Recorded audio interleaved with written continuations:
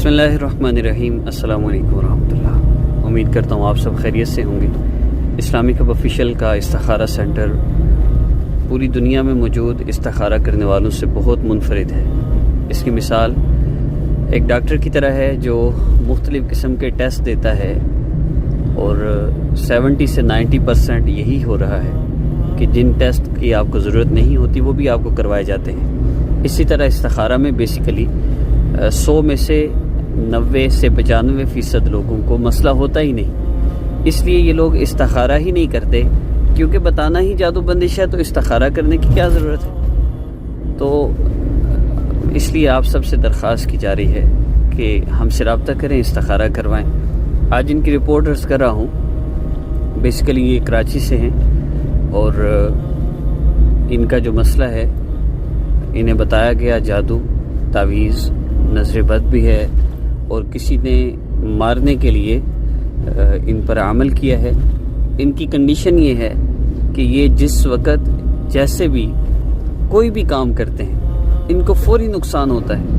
یہ گاڑی میں بیٹھ جائیں تو گاڑی کا نقصان ہوتا ہے، بائک پہ بیٹھ جائیں تو بائک کا نقصان ہوتا ہے، کم از کم پنکچر تو ہوتا ہی ہے۔ کوئی سفر ایسا نہیں جس میں ان کو کوئی نقصان نہ ہو۔ اب استخارہ کرنے پر بظاہر ایک بندہ اپنی کنڈیشن جو بتا رہا ہے، اس بندہ یہ جتنا پریشان ہے کہ یہ جو بھی کام کرتا ہے اس کو نقصان ہو رہا ہے، ہزاروں کا ہو رہا ہے۔ اگر اس سے 40-50 ہزار اس بیس پہ کہ ایک دفعہ لگیں گے لیکن آپ کا روز کا نقصان تو ختم ہو جائے گا، یہ کتنے دے دے گا؟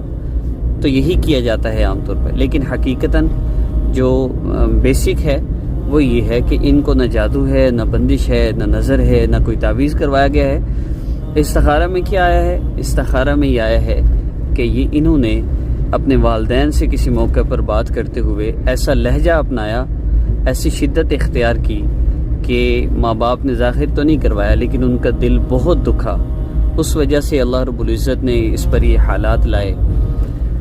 خیر، ہم نے درخواست کی ہے توبہ کے نفل پڑھ کے والدین سے معافی مانگ کر نئی زندگی سٹارٹ کریں، اور الحمدللہ یہ پرسکون بھی ہیں اور کافی زیادہ ان کی لائف میں چینجنگ آ چکی ہے۔ اس لیے عرض کرتا ہوں کہ پچھلے 6 سال سے جس طرح اسلامک ہب آفیشیل سے آپ سب جڑے ہیں، استخارہ کے معاملے میں بھی ہم سے رابطہ کریں۔ آگے پیچھے لوگوں سے جادو بندش کے ڈرامے سننے کے لیے رابطہ نہ کریں۔ السلام علیکم ورحمۃ اللہ۔